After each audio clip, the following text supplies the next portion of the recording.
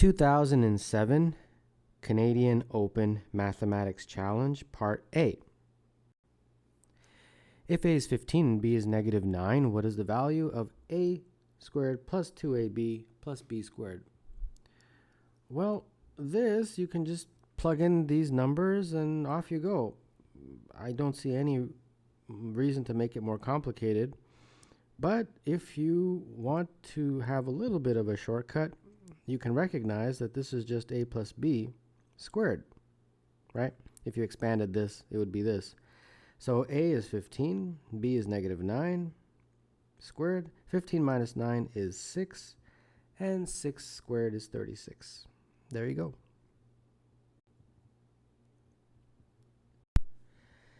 A circular wind power generator turns at a rate of 30 complete revolutions per minute.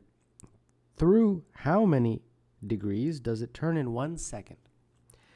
30 revolutions per minute, and that means 30 revolutions over 60 seconds, since there are 60 seconds in 1 minute. And 30 over 60 is a half, so it's really a half a revolution per second. Okay, so they want you to figure out how many degrees does it turn in 1 second. Well, it turns half a revolution. A full revolution all the way around is 360 degrees.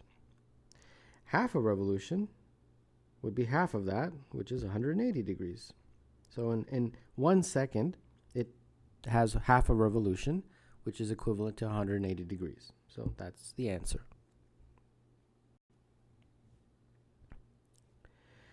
In the diagram, ABCD is a rectangle with A on the line y is equal to x plus 10, B on the line y is equal to minus 2x plus 10, and C and D on the x-axis. If AD is 4, what is the area of rectangle ABCD? The area of rectangle ABCD would be length times width. We can use AD as the width, and the length can be AB. And AD, they already told me, is 4. So it's 4 times AB. So I guess all we have to do is figure out AB, and we will be done with the question. So let's concentrate on getting the length of AB. Okay. The point A over here has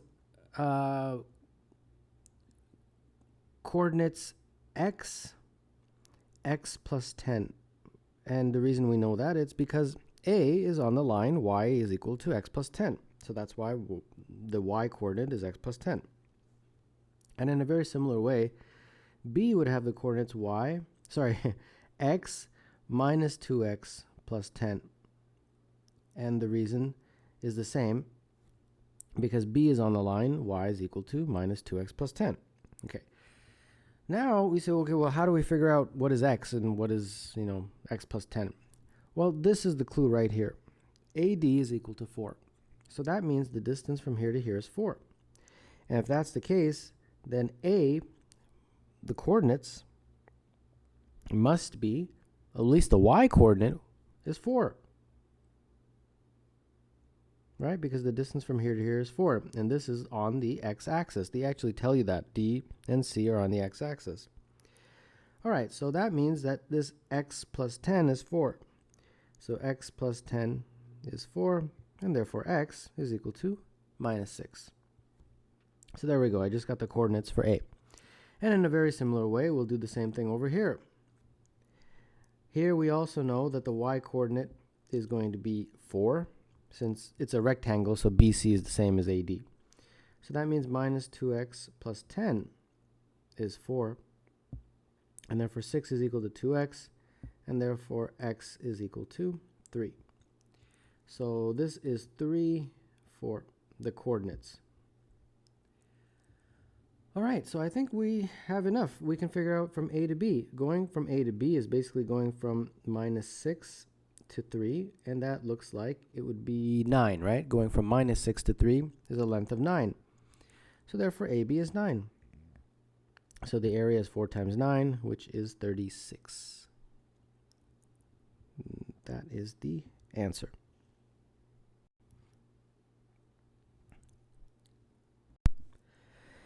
In June, the ratio of boys to girls in a school was 3 to 2. In September, there were 80 fewer boys and 20 fewer girls in the school. And the ratio of boys to girls was 7 to 5. What was the total number of students in the school in June? In June, we had a ratio of boys to girls of 3 over 2. And then a few months later, in September, we have this scenario where you have 80 fewer boys, so it would be B minus 80. And then you have 20 fewer girls, so G minus 20. And this new ratio is 7 over 5. So we have two equations, two variables we can solve. And let's just write over here, what is it that they want us to find? The total number of students in June, so that's basically B plus G. So that's what we have to find. Okay, shouldn't be too big of a deal. So 2B is equal to 3G over here when you cross multiply. Here, when you cross multiply here, we get 5B minus 400 is equal to 7G minus 140. And then I guess we can just substitute into this the value for B, which would be 3G over 2. So 5 times 3G over 2 minus 400 is equal to 7G minus 140. Correct? Okay, so let's figure this out. This is going to be, what is that, 7.5, I think. 15G over 2 is 7.5. And then minus 7G, and then this is going to be minus 140 plus 400. So this side becomes 260. This becomes just 0.5G. And then G, therefore, is 520. Yeah. Substitute that back into here. B would be 3 over 2 times 520. And therefore, B is equal to 780. Okay, so finally, we go back to our original task, which was to find B plus G. B is 780. G is 520. And therefore, that is 1300. The answer to number 4.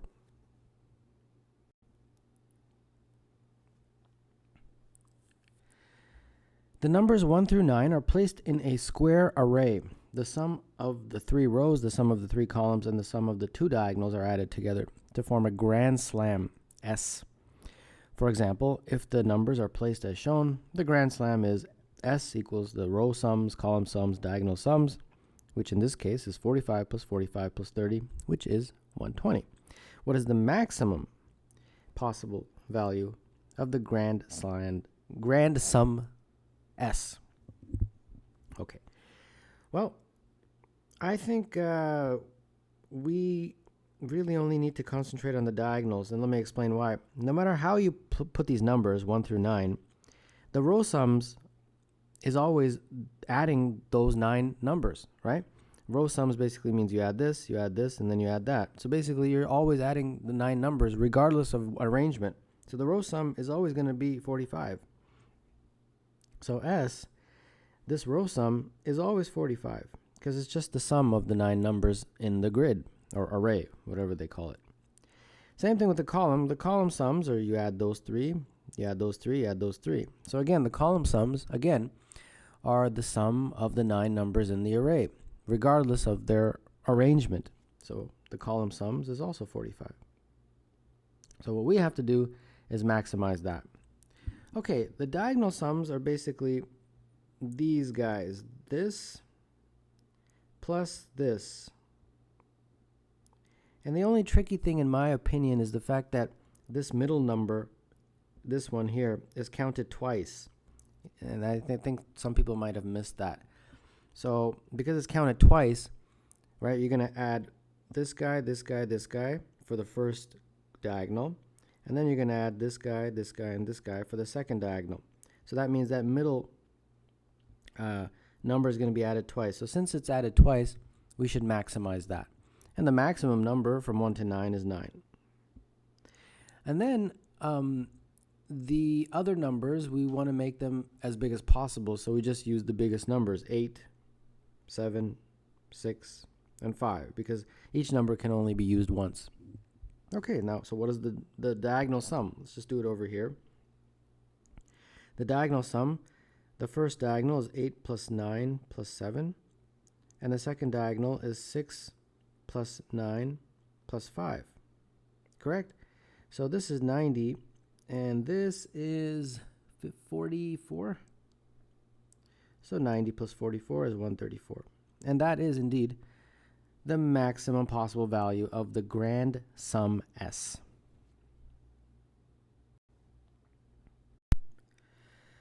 In the diagram, O is the center of the circle. AN is tangent to the circle at A. P lies on the circle. And PN is perpendicular to AN. If AN is 15 and PN is 9, determine the radius of the circle. All right, I think this should be relatively straightforward.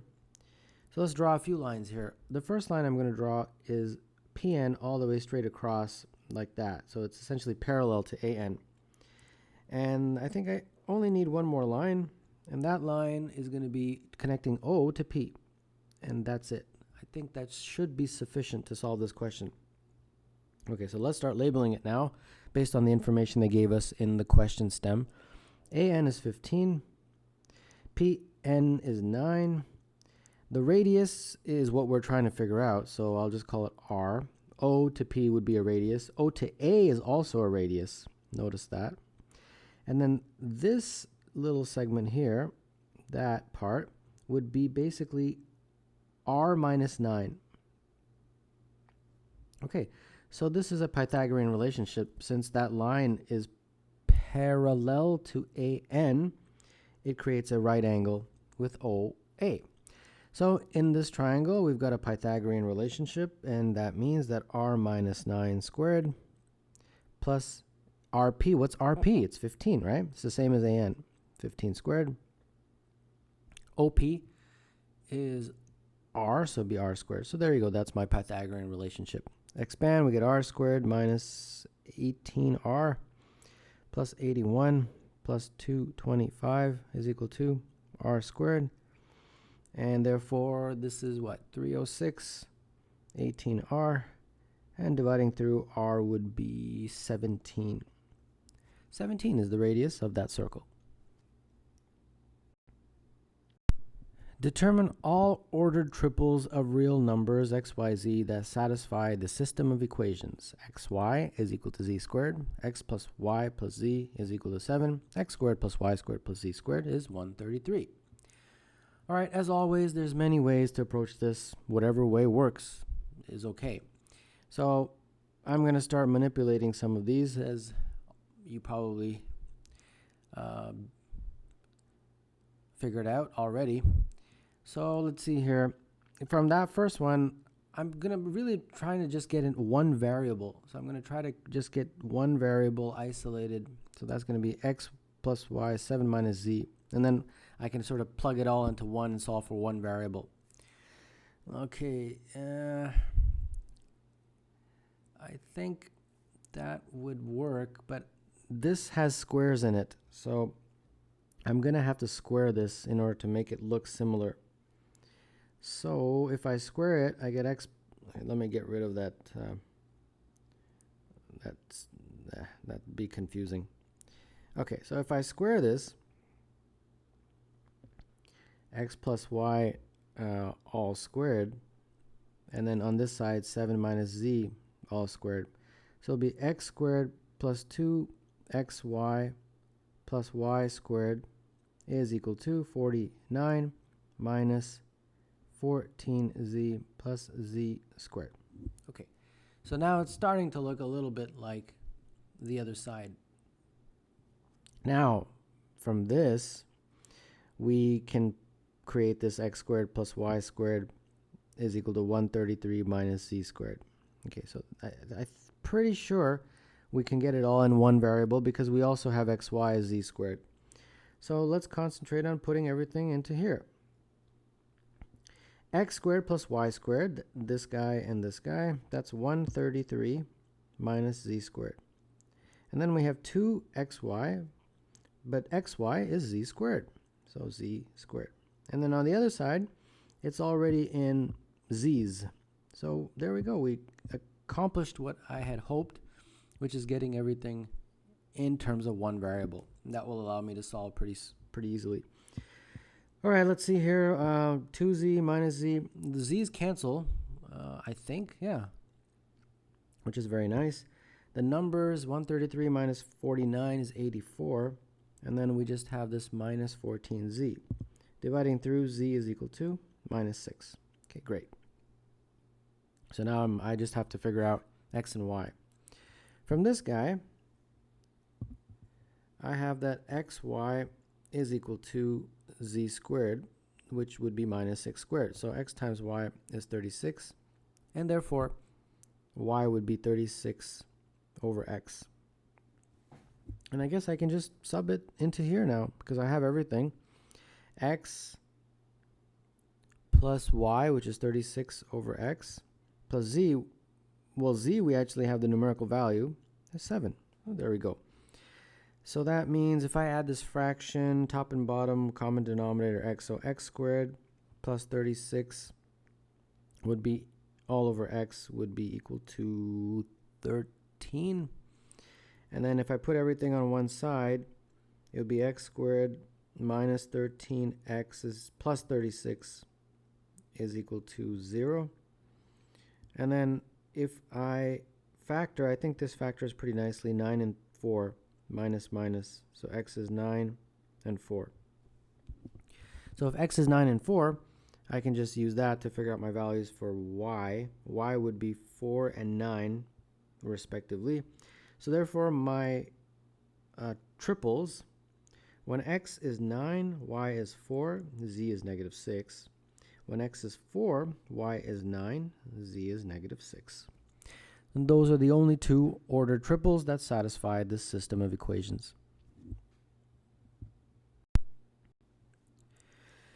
In the diagram, there are 28 line segments of length 1 arranged as shown to form 9 squares. There are various routes from A to B traveling along the segments so that no segment is traveled more than once. Of these possible routes, determine the length of the route that occurs the most often and the number of different routes of this length. All right, so if we cannot travel along the same segment more than once, no segment is traveled more than once, that means we cannot backtrack. So if we're starting here and we're going there, we can't go back. So we can't go left. We can only go up or down or right. Because as soon as you start going, if you went back, you would eventually have to go on a segment that's already been traveled on. Correct? And that's not allowed. Okay. So these are our only moves to fulfill the criteria of the question. So if you go from A to B, how many moves do we have of each? So for up moves, down moves, and what's the other one? Right moves. So I got to sort of talk about this. Okay. Up moves, I don't know. I mean, it varies, right? You could do this in several ways, so I'll just call it X for now. Down moves, I also don't know. I'll call it Y for now. Right moves, that's the one I know for sure. In order to go from A to B, 1, 2, 3, 4, 5, 6, 7, 8, 9. Now, it doesn't have to be all across like that. It could be 1, 2, 3, 4, 5, 6, 7, 8, 9. You know what I'm saying? But regardless of whether those moves happen on the top segments or bottom segments, there will be 9 of them, guaranteed to go from A to B. So this one is going to be a 9. That's a 9. Okay. Another interesting thing is that we can get y in terms of x. Y is always going to be x plus 1. So let me explain that one. Let's just give a simple one here. You go here, you go down, you go across, you go up, you come there, you go down, and then you go straight across. Let's just make it simple. The number of times we went right was 1, 2, 3, 4, 5, 6, 7, 8, 9, as expected. Number of times we went up Well, this was going up right here. Number of times we went down was 1, 2, 2. So this was 1, this was 2. And you will notice that no matter how you do this A to B path, it will always have this scenario that the number of times you go down is always going to be 1 more than the number of times you went up. So this is x plus 1, and this is 9. Okay, so far we've got a pretty decent. So the total number of segments that we travel is the total here, which is x plus 1 plus 9, which is essentially 2x plus 10, right? That represents the total number of segments that we will have to travel on to get from A to B. Now you say, well, what's x? You got it in terms of x, but what is x? Well, 2x plus 10 is the total number of segments that we have to travel on. But this is fixed, right? So I really don't care too much about that. That's always going to be 9. So I'm just going to concentrate on the total number of up and down. I think that's far more important. That's going to be x plus 1. So that's 2x plus 1. So the total number of segments that I travel going up or down is 2x plus 1. Now 2x plus 1, as you can clearly tell, is an odd number. All odd numbers are of the form 2x plus 1. Now, what's 2x plus 1? What could it be? Well, let's think about this. How many up and down segments are there? 1, 2, 3, 4, 5, 6, 7, 8, 9, 10. So basically, there are 10 vertical segments. Let me write that in here. 10 vertical segments. So that means 10 is the maximum, the absolute maximum you can ever have for vertical segments. And the minimum, well, there's got to be at least 1, because even if you go straight across, you're going to have to come back down. So it's got to be greater than 0. So this is my range. That's good, because with this range and this fact that it's odd, I can give some possibilities. 2x plus 1 can be equal to, how many odd numbers are there in that range? 1 is an odd number in that range, 3, 5, 7, and 9. So there you go. And that will allow me to figure out the number of roots for each of these. So let's say 2x plus 1 is equal to 1. That means that I am going either up or down only once. So this is an example. All the way across and go down. So my vertical segment is equal to 1, this guy right here. Now I have to figure out how many such ways I can do that. Here's another one where I only utilize 1 vertical segment. Okay, that's pretty straightforward because you use choose notation. From the 10 vertical segments, you choose 1. And that is equal to 10. So when you have 1 vertical segment, there's 10 ways of doing that. The number of routes that have only 1 vertical segment is 10. Like here's another one like that. Okay, so the same principle applies to 3. From the 10 vertical segments, you have to choose 3 now. And 10 choose 3 is 120. Similarly, this one would be 10 choose 5. From the 10 vertical segments, you have to choose 5 now, and that's 252. That one is 10 choose 7, which is 120. And this one is 10 choose 9, which is 10. So now we'll go back to our original question, and let's see what we can get. The length of the route that occurs the most often and the number of different routes of this length. Well, which one of these occurs most often? This one, right? Because it occurs 252 times. So 252 times is the the number of different routes that occurs the most often. So that would be this answer right here. Now we have to figure out the length of that route. Okay, not a problem. The length of the route is this right here, 2x plus 10.